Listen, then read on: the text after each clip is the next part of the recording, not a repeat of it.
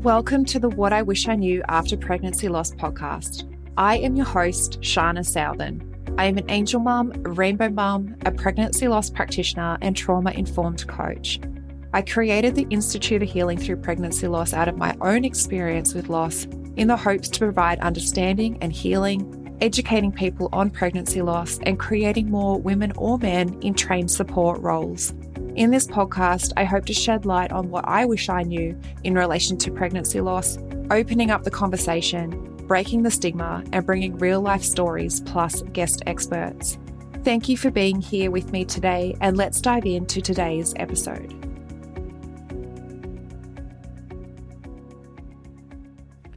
Hello, beautiful souls. Today's episode is a part 1 of a part 2 series. So I hope you enjoy listening into part 1 and make sure that you do listen into part 2 when it becomes available as well. Now let's dive in. Welcome to the podcast, the intersection of pregnancy loss, fertility, trauma, and purpose, having the conversations that should have been happening all along. Today I have with me Ashton Koehlmoos. Ashton and her husband Andrew reside in Iowa with their 3 earthly boys on the family acreage. After an almost 5-year battle with infertility, Ashton left her 10-year career in the health and fitness space, walking away from her dream job as a fitness and youth support director to become a stay-at-home mum after their first was born. In January 22, Ashton launched Resilient Mama Fitness and Lifestyle to become the coach that she needed and provide mamas with evidence-based fitness and lifestyle education, as well as programming that complements each season of motherhood.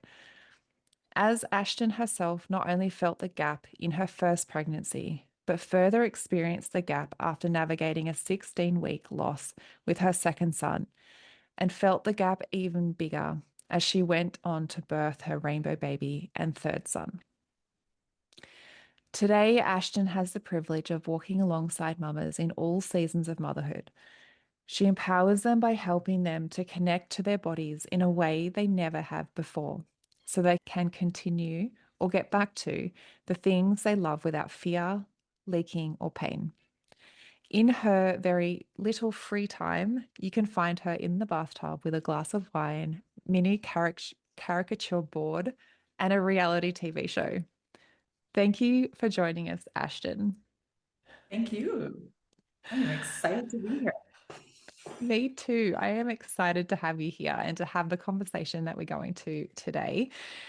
So, do you want to share a little bit about your story? You have had some things happen along your way, and like you've said, each time experienced a gap that you have been trying to fill yourself with the work that you're doing.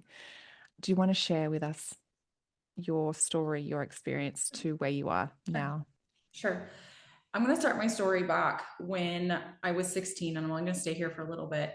At the age of 16 was the first time I had an endometriosis flare.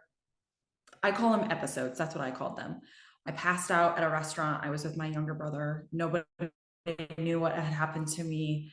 And I was shuttled off in an ambulance, and the ER doctor said he was asking about my cycles, then because it had started that day. And I said, I don't really have them. I was an athlete at the time. And so he stuck me on birth control, and he said, you need to become regular. And out the door we went. These episodes continued to come and go. They were very random. There was no trigger to them. My mom even at first dismissed me of saying, I had these when I was your age, you're just weak, you're whatever. As these episodes continued to get stronger and longer, what used to last maybe an hour or two would start to last 3, 4, 5 hours. And I was just like debilitated. Like it literally, I would tell people it felt like I was having contractions. And it was always like my period started and I was on the floor, or I had diarrhea and vomiting and all of it all at the same time. It was horrible. It was so painful. And I continued to get dismissed by doctors. And after we got married, they got so bad to the point where my husband would have to take a day off of work to come home and take care of me. And finally, when we were trying to conceive, we knew something was wrong. Although doctors kept telling me, like, you're still having a period, so you're going to get pregnant. You should stop worrying about it. And just out the door, I was sent. Knowing that wasn't good enough, you just didn't know what else to do. So about 6 months into trying to conceive, our parents didn't know, and I had a really bad endo flare up. It was awful. And I called my mom crying, because this is something you always want to be able to surprise your parents with, the joy of telling them that you're expecting. And I said, Mom, we're trying, and this is horrible. This is awful. I think we were dismissed by an ER doctor that day. And she said, I found an article and I'm going to send it to you. And that's where we found NAPRO technology. I finally had a doctor that listened to me, and he said, it sounds like your symptoms are very severe. We're going to send you off to, in America, it's called the Pope Paul VI Institute, that Dr. Thomas Hilgers was the one that really went in and discovered endometriosis, how it works, how to get rid of it, created the Da Vinci robot in order to help scrape this, ablate it out of women. So I was referred down there and I was accepted immediately. And they took me through just like the onboarding protocol of just all your hormones and all of this stuff, and ultrasound to see, are you growing the follicle? Is it rupturing? Those sorts of things. And I had my laparoscopic surgery scheduled very quickly, because that's truly the only way that you can diagnose endometriosis. Like, you can look at it from symptoms and there's some ultrasound diagnostic stuff, but to truly know, you have to go inside. And it's such a unique disease. I don't know if that's the right word for it, diagnosis, because for some women, they can have so much endometriosis and have no symptoms or very mild symptoms. And for other women, it is just a little bit, and it is just like debilitating. Because those of you that don't know, endometriosis is where your uterine lining is growing outside of the uterus. So when you have your period, that lining is shedding, and that's why it's extremely painful, because it's outside of the uterus. So I had my laparoscopic surgery and I had a stage 1 diagnosis. So they were able to ablate it in that surgery. And they took a look at other things. Were my tubes open? What were my ovaries? What did they look like? Any sort of adhesions that I had, they let those go, as I had a few of those, because endometriosis can take your innards and sticky tack and just grab on and pull everything together. So that's where women can have like constipation or problems breathing or core digestive issues and those sorts of things with endometriosis as well. And during that diagnostic is where they also had my husband's sperm tested. So I'm doing my ultrasound and we come back from my post-op, and ultrasound is checking the follicle and watching it grow leading up to the surgery. And we come back and she talks about the surgery, and then she goes into the ultrasound and she's, unfortunately, you did not ovulate. You grew the follicle, but you did not ovulate. And then she turns, and almost the same breath, and turns and looked at my husband and was like, oh, and do you know that you have a sperm count of 5? And our jaws just dropped. She is a skilled surgeon, but like, her bedside manner is not the greatest. And I can laugh about it now. This was many years ago. And I remember that ride home, and I was just like, this is never going to happen for us. This is never, a woman that doesn't ovulate and a man that has no sperm, essentially. Like, how are we going to create a biological child together? And so she referred us on to a urologist, and we finally found one that listened. My husband did have a varicocele, which is just a vein that grows down around the scrotum. Unfortunately, that wasn't the issue. I put him on some supplements, and we were able to increase his count to 1.5 million. We froze that sample. IVF was not on the table for us, like for a lot of moral reasons for me. And we just continued on the path of trying to conceive, working with NAPRO, optimizing me. Because at the end of the day, like, that's really what it's about. Is I wanted to become pregnant, but I also wanted to bring this baby home. So I had low thyroid and low progesterone and hyperlactin, and trying to get all of those situated, because I wasn't feeling good as a human, especially in the second part of my cycle. So fast forward, we had 3 surgeries between my husband and I. I ended up developing a polyp that needed to be removed for my second surgery. And it was finally getting to the point where trying to conceive, those of you that have maybe in this space for 4.5, almost 5 years, it was really starting to take its toll on our marriage, as far as every single month trying, and we were never close to a positive. And it was hard. It was very hard. No one knew about our story. We were doing this all behind closed doors. Our family knew, but it was very hard. And we finally felt that we had reached the end of working with NAPRO, like we exhausted all the things that we could. And we started talking about IVF again. And it just felt right this time. I don't know. I can't tell you what was different. It just felt right. So we said we would do it one time. It was all we could afford. But we also said, if it doesn't work, then this is God's way, or the universe telling us that we needed to move on to adoption because we just both had this really strong desire still to pursue that biological child. So we said we would do it one time, and we worked with the University of Iowa, and they are very more natural minded. We really liked the rules they had around IVF. It just felt like there was, yeah, it just didn't feel like trying to take our money or anything like that. They were just more natural in the way that they viewed IVF. And it was very successful for us, our retrieval and our stimulation, and we transferred Oliver. He was a fresh transfer, and we got pregnant with him. And the first trimester was a little bit scary with some bleeding, and I was put on bed rest for a little bit. But I really went into IVF just like surrendering, because this whole time I'm trying to control everything, because I'm just like gripping and trying to, infertility is so uncontrollable that you're trying to grasp anything that you could control. So I went into IVF saying, no, I'm going to control what I can. I made a bunch of lifestyle changes. I read It Starts with the Egg, and oh my gosh, my mind was so open. Like everything in my kitchen went out the door in terms of just like the plastic and all of that stuff, and just really got on some different supplements and really just started living a little bit more holistically. But I really just trusted I wanted to go, and my fitness started to look different. I told my boss, I said, if I'm going to do this, I can't be teaching this many classes. Like it's way too stressful on my body, because I knew being monitored for 2 years that anytime I was really stressed in my job, I wouldn't ovulate. So I said, I'm going to really peel back the layers. I started doing fertility yoga, and I hated that. But then my body started to crave it, because it was like I was finally getting into my rest and digest state. And I don't think I'd ever been in that state. Most of everything I did was high intensity, as hard as I could. If I had a problem or a bad day, I would literally run till I couldn't run anymore. So a very toxic relationship with fitness. But anyway, so birthed him in November. And that's where I started to feel the gap in terms of I had pain with intercourse, leaking. I was dealing with the most debilitating chronic low back pain I had ever dealt with in my life. And I had dealt with that most of my life. But I just believed it was normal, because these women at the gym were telling me like, oh, you just wait until you have kids, you're going to start peeing. And then it started happening.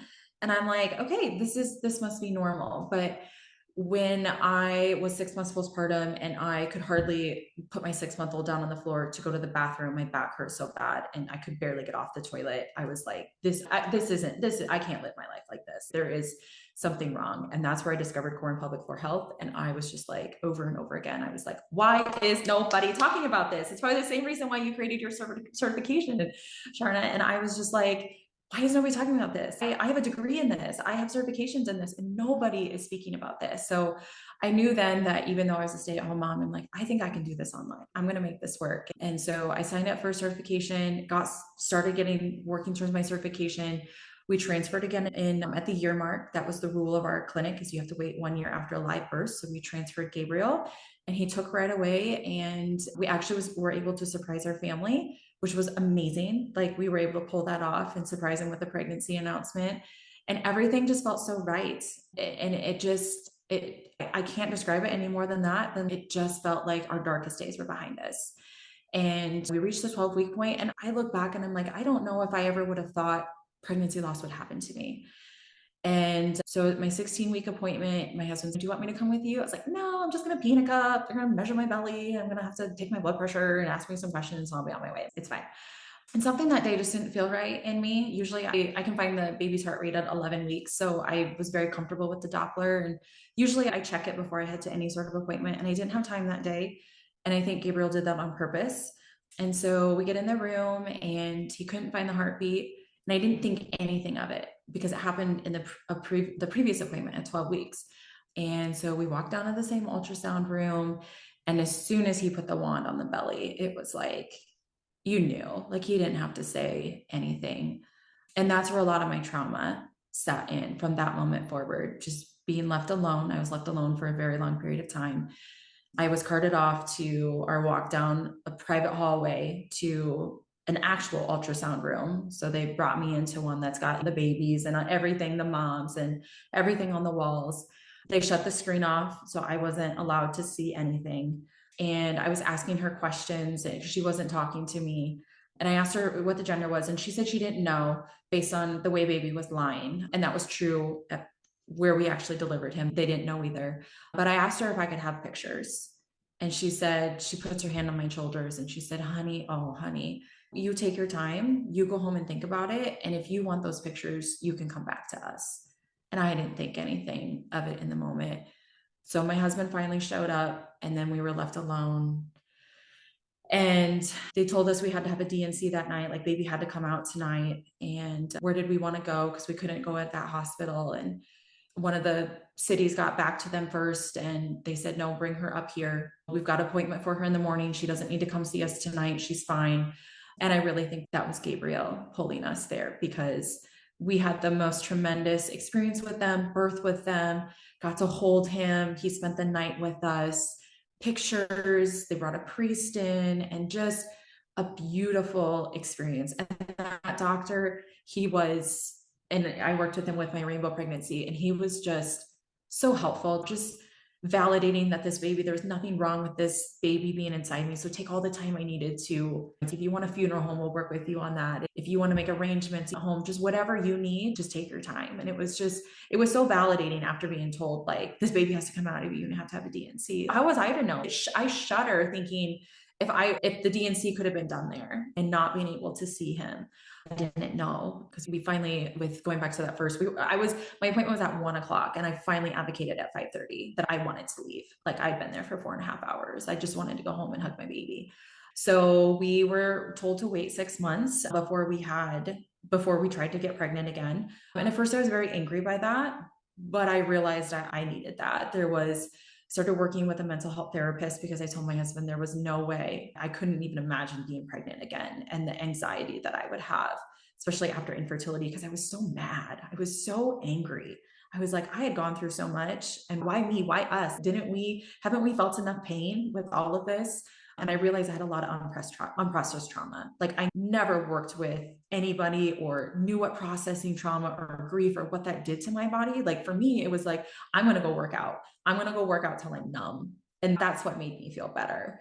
And it was really uncovering all of that too, on top of the grief and trauma of experiencing a second trimester loss. Because we told everyone at 15 weeks. And my first thought was like, oh my God, now I have to untell everyone. Like, it was, but I'm so glad. I am such an advocate for having women tell early, because I'm like, you don't want to do this alone. No one should have to do it alone.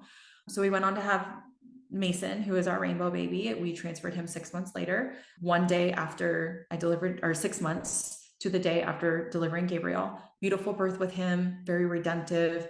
Got to have the unmedicated birth that I always wanted. He came very fast. He came on his induction day, actually, because they wanted to induce me, because I had some bleeding with him at 30 weeks. So they said, you know what, the loss and the bleeding, let's just get him out. And thankfully he came on his own. And then we transferred a year later, and we had Lincoln. And then we went on to transfer here this past July. That was my first transfer. That was, I call it unsuccessful, but I had a very faint chemical pregnancy with my last one. Either way, even if it wasn't a chemical pregnancy, I still see it as another loss. So I'm still in the depth of processing that, because that loss was very different than Gabriel's. And I was just having a conversation with my therapist about that. I'm like, I feel like I have to make them equal. And she said, you don't have to. You don't have to. So I'm still working on that. And it's not that Gabriel's grief is over. It's very much not. But I've got more perspective from that one, being 3.5 years out from his loss. So that is my story. That probably took way longer than you wanted it to. But No, that's amazing. I just want to acknowledge you for sharing the depth of what you did, because in hearing how you had your infertility journey, how it started, and then going through, like you said, there's so many layers of trauma that your experience had embedded in your system that you didn't realize was there, and how you started to use your fitness as a coping mechanism, but essentially, like you said, it became a toxic relationship between you and fitness, and then everything else that you were trying to, essentially what you were trying to process, but it ended up becoming almost like a distraction where you were just yeah, getting to a point of like trying to escape it. yeah, And it's very easy to implement those things into our life, because we're like, no, I can do this. I'm just gonna do this thing, like whatever it is, X, Y, Z, and I'll be fine. Thinking that it's actually giving us the space, but not necessarily all the time is it doing the thing that you think it's doing. yeah. So, yeah, I just wanted to thank you for sharing the way that you did and the different sort of transitions that you went through in your journey to get to where you are. And it's not ever that there's a comparison with your grief and experience either. I've had conversations with women who have gone through what would be seemingly less grief worthy, and then one where they've potentially and they've lost a living baby, but they've had more struggle with the early loss than they did with the later loss. So it's not like we ever have to make it equal. It's never that we have to compare the grief. We have to process whatever it is that's coming up at the time and however that is showing at the time.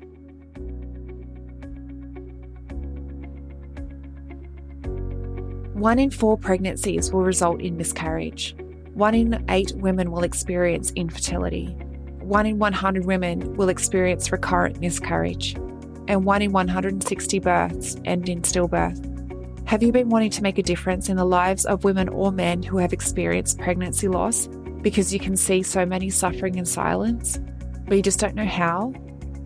Collectively, we can change how bereaved parents can access mental, physical, and emotional support after their experience. There is a lot of women with unhealed trauma, and there is a huge gap in the current support system when it comes to bereaved parents' recovery after loss. There are too many women and men suffering in silence.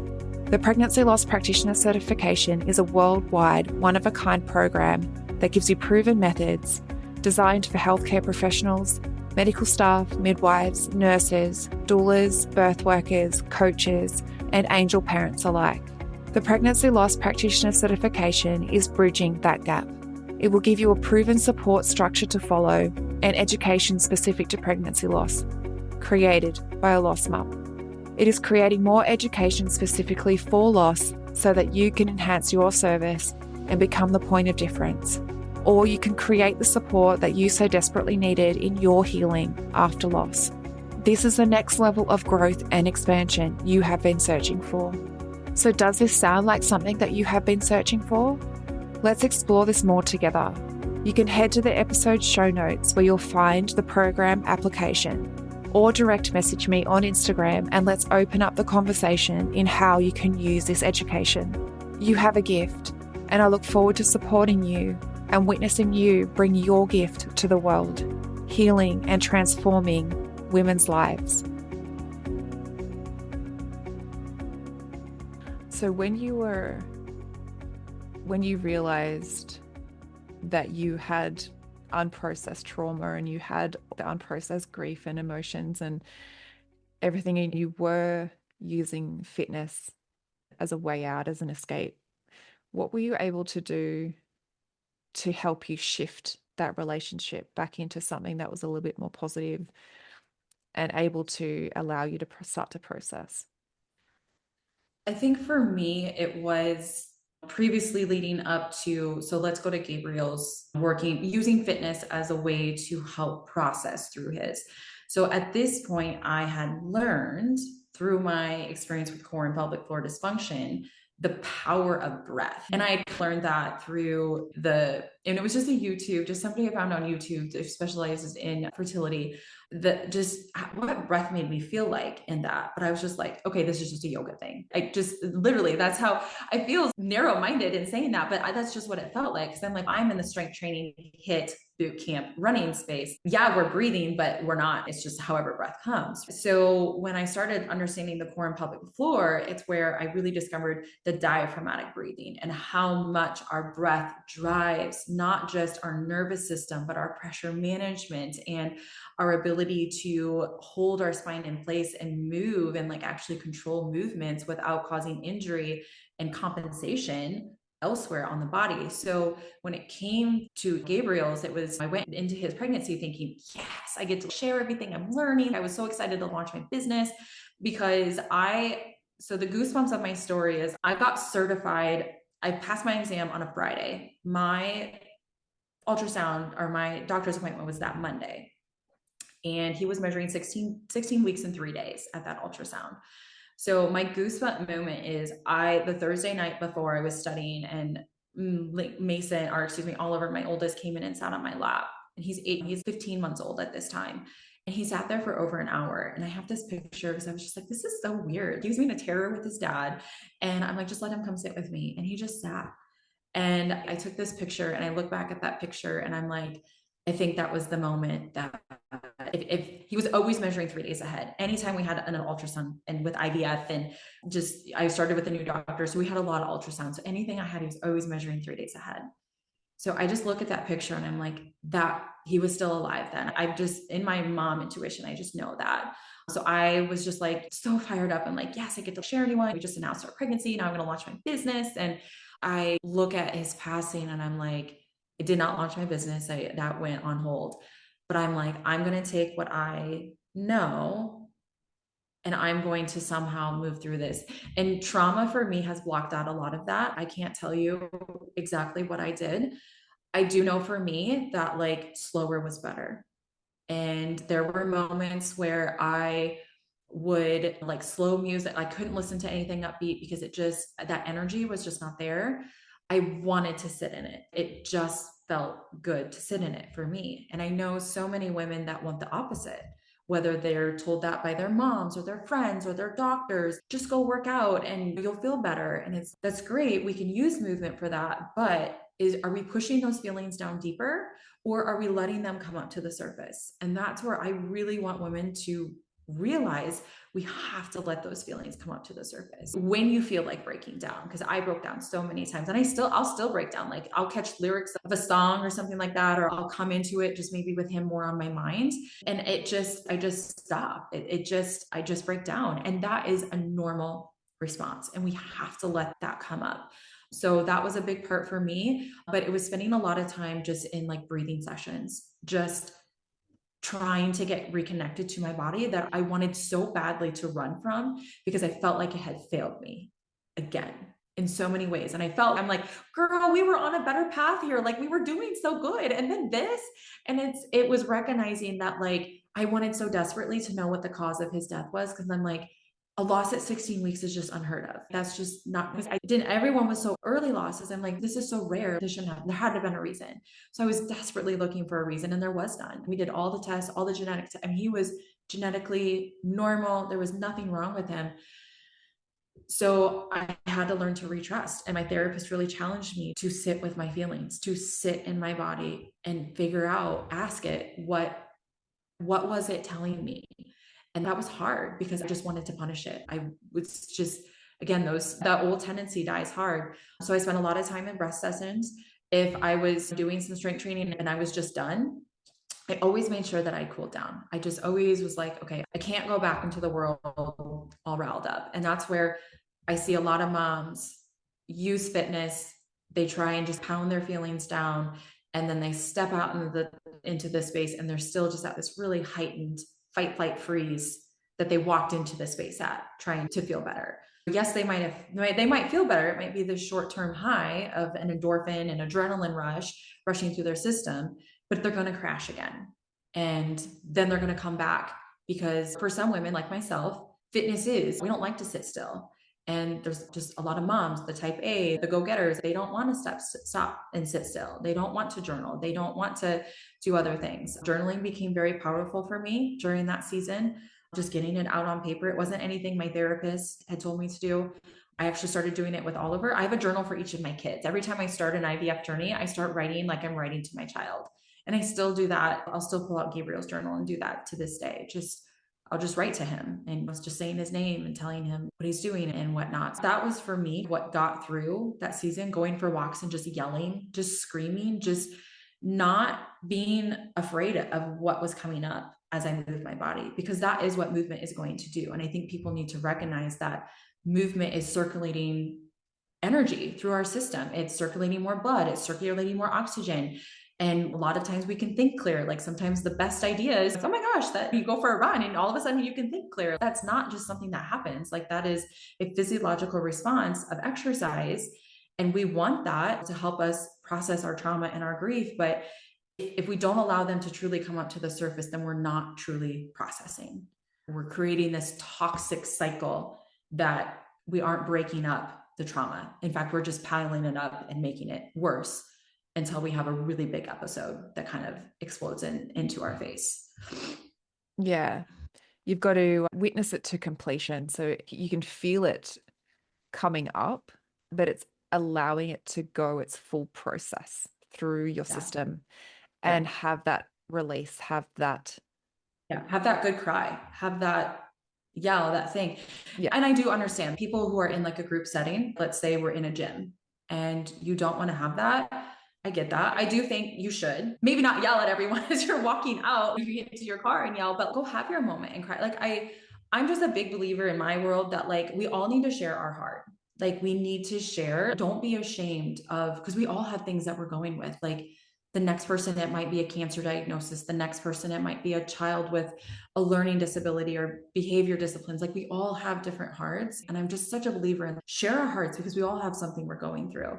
And don't be ashamed by that. If you can go to a small corner in the gym and just have that release or take that walk and let those tears come, let it happen. Or excuse yourself and go have that moment. Don't, that moment I feel is so short lived that it's so easy for us to push it back down if we just, okay, keep it together and then we shove it in, but we never come back to that moment. It just gets layered. And your body doesn't have that timeline. Your body's like, No. this needs to be seen now. It needs Yes. to come up Yep. now. If you Yep. try and push it back in, your body's okay. That it's never, your body doesn't know what's convenient. It just knows that it has this Yep. emotion that needs to come out to be witnessed in that moment. So pushing it back in, like you said, it's going to explode. I liken it to a volcano. Like we're just pushing it in all the time and layering Yep. it in. And then all of a sudden, it's going to Gonna go boom. explode. Yeah. Yep. And that Yeah. it could be a week, it could be a month or 5 months, a year, 10 years. Like it does, there's no timeline, but whenever that comes up, your body needs you to see it and witness it to completion in that moment, not just go, oh, yeah, it's there. Okay, bye, and shove it back in. Yep. Exactly. And it could be just going to the bathroom, sitting in a toilet cubicle, letting those Yep. tears come out, and then just Yep. washing your face, coming out, wash your face, take a few deep breaths, Yep. honor yourself for that, honor yourself, what's happening in the moment, and give yourself permission. And I like how you said, we all have our hards. And if we can start to normalize what that looks like in reality, as opposed to Exactly. trying to show up all of the time and just, nope, got to hold it together. Nope, can't. It's not a convenient time for you to come right now. Then we're only perpetuating that It's almost a what it looks stigma like. to me. It's yeah, it's like a society stigma of we can't show that we're having a bad day or Yeah. that we're going through something hard. Yeah. And it just, the more I sit in this space and the more I share my own heart, just a hard day. Like today is a hard parenting day. Anybody else? And you just get flooded with, yes, me too. I'm dealing with the same thing. Can you share it? Just, it's yes, we please just be okay with talking more about this? Life is not rainbows and sunshine as much as we want it to be. It's yeah, just share your heart, people. Just share your heart. It's even if you think it's so minuscule to you, it's or you think it's going to be minuscule to somebody else, if it matters to you and is big to you right now, it matters. Yeah. Yeah. And that's the thing. Like we start to think about and assume what other people are going to be thinking. And Yes. we're like, Yes. that's probably not even what they're going to think at all anyway. So if it feels big for you and whatever you're struggling with and whatever you're going through at the time, allow it to come through, allow yourself to either voice it or allow it to be seen, allow and give yourself permission to be in that moment because again, like you said, it's just like a societal stigma. If we keep showing up that way, keep pushing everything inside, it's going to keep going that way, even though we know that's not the way that we want it to. Yeah. So when we can start to allow ourselves to go through the moments, we don't have to go through a full-on meltdown in front of Mhm. everyone, but just giving yourself permission to go, you know what, I just need to step away for a second, this is hard for me or this is challenging, I'll do what I need to do and I'll come back. Yeah. And just even just circling back into, okay, we're in a workout and this is that you feel this coming up and you want to shove it back down. What I really, even just a little bit of my own story, but just like in other moms that are coming into me through my business, it's now seeing that like this unprocessed trauma that most women are only using exercise as a means to process. Now, all of a sudden, let's say they're in that workout and that feeling starts coming up, then they're mad at their body for allowing that to come up. So they're going to push harder. And that's where we see the increase of like injury, because our mind isn't, we have that disconnect, right? Like our mind is, no, push through, we're in a workout, we can't do this right now. And the body is like screaming at you that it needs to go through this. So there's this disconnect in a moment that you should be very connected to your body, like just from just an injury standpoint, that take out the processing grief standpoint. If we want women to move and strength train, which they should, you need to be connected to your body, because if you're not, your body is so smart. Your body is beautifully adaptable, so smart. It's not going to let itself fail. It has a lot of pride in itself. So if we're trying to push through in a moment that is happening and we're in a very complex exercise, now all of a sudden you've greatly increased your chance for injury. And to me, that is not the risk of throwing your back out or messing up your shoulder or your knee in something that I'm not going to say could have been preventable, because we don't know, that injury could have just been lurking there. But when you're that disconnected from your body and you push your limits beyond just because you're now trying to shove this thing down further, you just increase your chances of that. And then on top of that, you've created a lot of tension in your system. And when we look at core and pelvic floor dysfunction, a lot of it stems back from tension, that we have a pelvic floor that is gripping. And when we look at trauma, the amount of trauma that the pelvic floor holds on to just naturally. I like to say she remembers the trauma. You might not be remembering the trauma, but she does. And there's so much.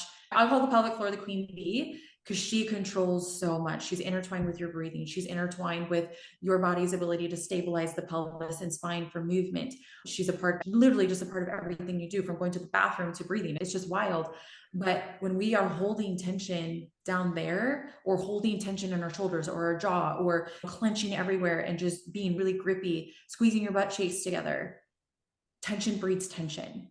And now all of a sudden you begin to experience things in your body, core and pelvic floor dysfunction, injuries, and that disconnect becomes even greater. So this isn't just a processing trauma for the sake of supporting your trauma journey and your healing and grief journey. It's really supporting the body in a whole and how it moves and how it functions, and not going down this path of, oh, just another thing that my body's not good at. No, your body's actually really good. You're just not really good at supporting it and giving it what it actually is seeking out for. Yeah, and I think it's part of what happens with trauma, isn't it? Like it naturally creates that disconnect, because your body then feels like it's not safe to be going through certain things, Exactly. and your mind is telling you, no, I can do it, that's fine. So then we start to create that disconnect. And then in the realm of fitness, it adds in a different layer. So not only are you not listening to your body's communication anyway, then it adds in that different layer of, okay, now you're in this experience of a workout and you're not listening to your body. Like you're letting your conscious mind make the decisions, and your body's, no, this is not, I can't do this. This is not safe for me to do this. And there's a lot of resistance. And like you said, it adds in that element of risk of potentially injuring yourself, which then you have to have then the recovery time on top of that, also then navigating the grief, the trauma, your emotional health, and then trying to, and like you said, it also adds in that layer of, oh, it's just another thing that my body's failed me at. I can't even do that. And so it just keeps feeding. Yes, it becomes like a big tornado, because if going back to like just the pelvic floor and how she holds tension. So I can honestly tell you, I have not met one person that has come into my space that is able to hinge properly. When we look at the hinge, the most vulnerable way that the pelvic floor is going to open up, because the sit bones are pushing backwards. So the pelvic floor has to really open up. So that is a struggle movement for all women in general anyway. But when I have somebody that comes in a background of pregnancy loss or infertility, that space back there, they have compensated so well by using their low back. They usually come to me with some sort of low back or hip injury that they're dealing with. And getting that space to open up it's vital to have an efficient hinge or a deadlift pattern that women, it's a functional movement pattern. But when we have that trauma back there, the body really closes up. And that's, I think, what people don't realize. And I speak a lot on, the body doesn't trust you. So it's finding its own ways now to help itself feel safe. And that's one area, because the pelvic floor is such a vulnerable area on the body. And where trauma sits, that is the number one space that it's going to close and pull itself in. So if you want to think of it, it's going to pull the tailbone into you. It's going to tuck things under. It's going to try and bring the pelvis and pelvic floor up to your heart more, to try and hold it in, to try and give it the safety that it's desperately looking for. And that is, like I said, those injuries start happening. So it's not going through this work, your body's going to start closing up and you're going to lose.